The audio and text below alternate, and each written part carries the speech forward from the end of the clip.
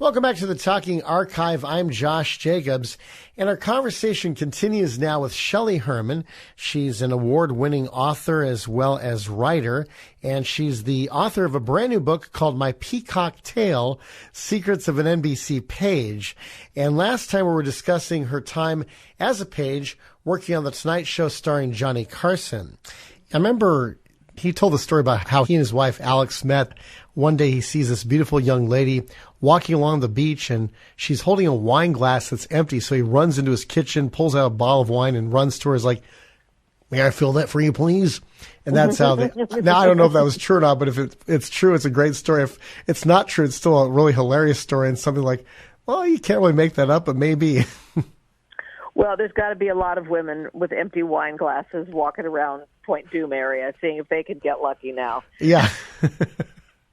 Were you at that party, or were you just knew friends who were there who told you about it? No, I knew friends who were there. One of the people who I spoke to was a woman named Billy Freebairn Smith, who had been Fred DeCordova's executive assistant, and prior to that, she had been the secretary to Eba Hawkins, who ran the Page program. So she gave me all the information about the party and just how marvelous it was. Wow. And you also got to do some ushering or working at the Pasadena Civic Auditorium for the Emmy Awards ceremony. I was an usher there from 1992 to 94 and got to usher 3 Emmys myself. And it was a fun event. Got to meet some wonderful people, both at the Emmy Awards as well as other events there. I thought it was interesting you mentioned the stage behind backstage, because even though I was an usher there, I only went backstage once or twice because we were normally in the auditorium itself or in our dressing room. But you'd mentioned some really cool things. I think the only time I was really back there, I met Andrea Martin from SCTV fame, and she was very friendly. She was there with her with her 2 sons. Describe that area backstage at the Civic Auditorium. Well, if you were standing on the stage, so it would be stage left, and once you were off that proscenium area, there was a little dressing room that was off to the side there. Well, they had like a little green room that they made for the celebrities when they were there for the Emmy Awards. Mm-hmm. That basically just was a few sofas, and if they wanted to smoke, they had a place to smoke while they were there. And then there was that one dressing room that was off to the left, and that's where I hid John Travolta part of the evening. And then I don't know if they did this for you while you were there, but after they would give people the Emmy Awards, we would have to escort them, again, off stage left. We would turn to the left and walk several feet, and then there was an ice skating rink that they converted into the press room. So they put boards all over the ice skating rink, so that they could interview the winners of the Emmy Awards after the show. Had you been back in that area? Yeah, in fact, I used to go ice skating there when I was a little kid because I grew up in Eagle Rock, which is next to Pasadena. And that ice skating rink was originally a ballroom, and in 1976 they made it the Ice Capade Chalet Pasadena. Then about 20 years ago they shut it down and convert it back to its ballroom roots. So they restored the beautiful hardwood floor that they had taken out beforehand and made it, basically restored it to its showroom shine as it had been when it first got built. And the Ice Capades, they moved to a building next door that they built around there. Well, it makes sense that it would have been a ballroom because it wasn't a huge area to have such like a press conference or something, but I guess it was the closest thing they had to ushering the people there so that they could get their photo ops and a quick interview. And also backstage when you're at a theater like that, there's all kinds of cables and props and sets and things like that. So as glamorous as it looks from the front, it was kind of unkapotchkied backstage. Not real glamorous back there, but yeah, I had that. If there was like one of those, if you could go back one night in your career, what would you like to live over again? That would be the night. Yeah, it was fun. In fact, it was the walls were paper thin, I guess, because in the lobby there were people waiting and they were talking, and my boss kept having to say, "Quiet down." He said for us ushers to tell the people around them to quiet down. So Jay Thomas, who was then Mornings on Power 106, I said, "Can you guys keep it down, please?" And Jay Thomas said, "Damn it, he started it." And I just busted up laughing. I know I was not supposed to, react, but it was so hilarious the way he said it. It was like, and then Paul Schaefer was really nice, kept saying hi to me that night. And I knew he was, but I couldn't say, hey, Paul. But it was a great night. And then Marvin Kaplan was really friendly. Judith Light and her husband, Robert Desiderio. The actor who played Rob, Stephen's older brother on Family Ties a couple times. He was somebody got to usher to my seat. He's like, hey, we got Josh here. And I was like, this is cool. Well, I'll tell you something. Another incident, this was long after I was a page at the Pasadena Civic. I was working as a volunteer for what was called the Red Ribbon Project. And you might remember that there was a time on award shows when you saw people wearing red ribbons for AIDS awareness. That's right, And I volunteered to go to the Pasadena Civic, and we had to explain to people what the red ribbons were. And AIDS still was very, very much on everybody's mind, and people were very concerned about being associated with anything like that. Like, ooh, they're supporting the AIDS thing. Ooh, maybe they've got AIDS. It was a very scary time back then. Mm-hmm. And I approached a couple celebrities about wearing the red ribbon, and they were like, well, let me think about it. And then I went over to James Earl Jones, and I explained it to him, and he immediately put the ribbon on. And once he put the ribbon on, everybody else put the ribbon on. Wow. Yeah. And the red ribbons themselves, was there a special charity that they were helping to benefit back then, or eventually? Well, primarily it was an awareness campaign, but it started back in New York as Equity Fights AIDS. Mm-hmm. And the New York theater community had embraced this AIDS crisis right away because it was just decimating the theater community. So Susan Simons, and I mentioned David Michaels earlier too, they brought it out to the West Coast, and that's how those red ribbons started showing up all over the award shows. Yeah, I remember that. I remember there was also an actor named Tom Villard. He was a big character actor that appeared in a lot of films. He was in One Crazy Summer where he played Bobcat Goldthwait's fraternal twin brother. He was on We Got It Made. Always played very goofy characters. And he discovered he had AIDS in 1988, but he said they didn't bring it out in the open until 1992 when he started looking too ill to hide it anymore. And he said that after that, the work just dried up. And I felt really bad when I heard his interview in early 1994. And he lost his battle about a couple months later after that. But it was just like, man, and I'm sure there were others who weren't able to get work because of that. Well, and it was also, if you were friends with somebody who had tested HIV positive, suddenly people thought, oh, that person could be infected too. So that's why having an awareness campaign of how AIDS was transmitted and how people could protect themselves was so important. It saved so many lives. And people have to still be reminded that, they have to be careful out there. One thing I remember I was really touched by was when you talked about John Travolta accepting the Emmy Award for on behalf of Diana Hyland. She was in The Boy in the Plastic Bubble, and she was also John Travolta's girlfriend, and she lost her battle with breast cancer in early 1977.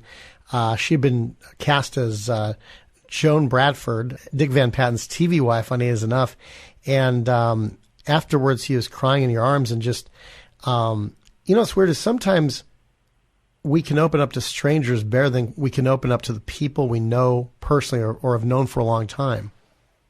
Well, the footage of John accepting the Emmy for Diana Hyland is available on YouTube, and I defy you to watch that and not cry. It's just so emotional, and they have a still store photo of Diane looking down at John while he's accepting the award. And you got to remember, John was really young at the time all this was going on, and showbiz was new for him, and this was all very overwhelming.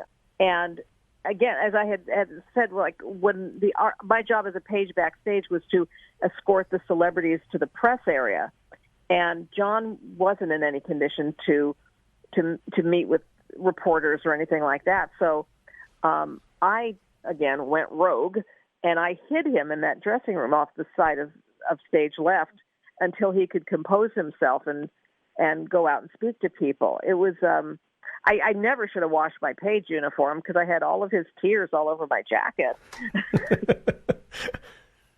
And then you got to work also on Chico and the Man. And I used to watch that show when I was a little kid. It had Freddie Prinze, Jack Albertson, Scatman Crothers. I remember watching an episode of the Hollywood Squares one evening at 7:30, and then at 8 o'clock was Chico and the Man, and George Gobel was a guest star on the show. Crossover. Ooh. Yeah. And George was his normal kind of like, pardon me, do you know, can you tell me? Kind of like, that very good, folksy, you ever feel like all the world's a tuxedo and you're just a pair of brown shoes? There you go. They told Johnny Carson. Yeah, I remember that clip. Yeah, but do you do it? I don't know that there's much call for it, but you do it good, George Gobel. Oh, thank you. I wish so, because a lot of the impersonations I do are the old timers, and I'm trying to do more impersonations of current people, but the problem is it seems like very few people have like this unique voice anymore. Like do you Matthew McConaughey? Well, I don't know what he sounds like, or Jimmy Fallon. Well, but Matthew McConaughey is very distinctive. That's true. Yeah, he's got that all right thing that goes for him. But here's the problem too: is that celebrities, and I use that term in quotes, don't stick around as long as they used to either. I mean, it used to be people did movies 20, 30 years and they became institutions, and people just don't have that kind of longevity in their careers anymore. Same's true with musicians as well. I mean, Taylor Swift is the big thing right now, but my question is, how long will she have that superstardom? Maybe she'll be one of the few rare exceptions, but then will she? I don't know. I think she'll be a superstar as long as she wants to. I think that's going to be the answer for that one. There we go. Yeah. So, but then again, then for every Taylor Swift, there's many others who will be here today, gone tomorrow. Then you wonder, whatever happened to, and you fill in the blank. Well, I don't think anyone's ever thought of Taylor Swift as being stupid. Oh, no. She's handled her career brilliantly, and I think whatever she wants to do, she'll be able to do it. Oh, yeah. I mean, she's a great marketer and a great publicity. She knows how to do publicity. I mean, there's musicians that are great artists, but then they're not very good at promoting themselves. And she's got that, kind of like, can do everything type of thing, which is just like something. She's a genuinely talented woman too. Yeah, exactly. In addition to having brains, she isn't somebody that was like a fabricated, pop star. She's in for the long haul. Oh yeah. I mean, writes her own music. Because oftentimes we think about, when we see the superstar, we kind of forget the inspiration they have from the people who went before us, right? I mean, when you hear about musicians, like I went to the Glenn Campbell Museum a couple years ago, and most people know Glenn Campbell as a country music superstar, but he was also part of the Wrecking Crew, and he was also part of rock and roll legends. And you got these heavy metal stars. Yeah, man, I like Glenn Campbell. I'm like, whoa, this guy, it was kind of like flabbergasting to see that. But no, the best musicians learn from the best. Well, and also, sadly, as his illness began to take over and he was having memory issues, the thing that remained to the end was his musicianship. Oh, yeah. So somewhere in there, that genius mind of his was still able to make music even when other parts of his brain weren't working well. Yeah. Kind of like Tony Bennett. He was not knowing he was going to be performing, but once he got the piano player in his house, he started singing. Yeah, it's just amazing. I have a father who has dementia right now, and I'm constantly amazed at what he remembers and how he brings it up like it happened yesterday. And there's a part of me that thinks like before he became ill, I don't think he could remember these things. So some parts of the brain I think take over when other parts of the brain can't. It's just amazing to me. Yeah. Getting back to the Tonight Show, I remember reading that you'd become friends with Johnny Carson's son, Cory. How did you meet? Was it through the NBC Page program or was it elsewhere? No. When the Tonight Show moved to the West Coast, the only person who had been with Johnny Carson, I should say people, the only people that had been with Johnny Carson the whole time for 30 years was Ed McMahon and a guy by the name of Shelley Cohen. And if Doc couldn't conduct the band that night, and if Tommy Newsom couldn't conduct the band, then Shelley Cohen was the next one up, and he was the one that was in charge of the different music charts and making sure everything was coordinated that way. So Shelley and his family moved out from New York, and his son Stephen went to Agora High School, where I attended high school. And because Cory was about our age, it was thought that Cory should live with the Cohen family until Johnny Carson got established here, and that this way Cory knew people when he came out here. And then several years later, I was living in an apartment in Burbank, and Cory was looking for a place, and hey, come. So we actually lived in the same apartment building for a short period of time. Wow. So Johnny had complete custody of his three sons? Well, I'm trying to think. Cory was probably at least 18 by then, so I don't think that custody was an issue. I think it was Cory's choice to come to the West Coast. And he is a brilliant musician in his own right. I have to mention that because we would sit around the Cohen house, and he would with his guitar, he was doing things. I wasn't hearing this kind of music on the radio. Cory was great. Wow. Classically trained. He always had his fingernails were a little bit longer so that he could do the picking with his fingernails. Very, very talented. And he was one of these guys, how Johnny Carson used to tease about Yule Gibbons, because Yule Gibbons was a spokesperson for grape nuts, and he would be one of these people that would like to eat all of the healthy food. And Cory was a real-life Yule Gibbons. We would go for walks, and he'd pick fruit off the trees and eat them and explain different things. And he was a very, very health-conscious young man when I knew him. Wow. What was the last time you saw him? I can't tell you the last time I saw him, but I can tell you the last time I talked to him. Somebody was very kind enough to get me a copy of my Stump the Band segment from The Tonight Show. And at the time it was on a VHS tape. And as I'm looking at the tape, I realized I had a tape of the Carson family home movies. Somebody must have taped over part of it to tape my Stump the Band segment. And it's pictures of Johnny and his first wife and he had three sons, romping in the pool, going on family vacations. And I was like, wow, I probably shouldn't have this. and I reached out to Cory and I said, listen, I've got this footage. I want to get it to you. And he says, that's okay. I have exactly the footage you're talking about.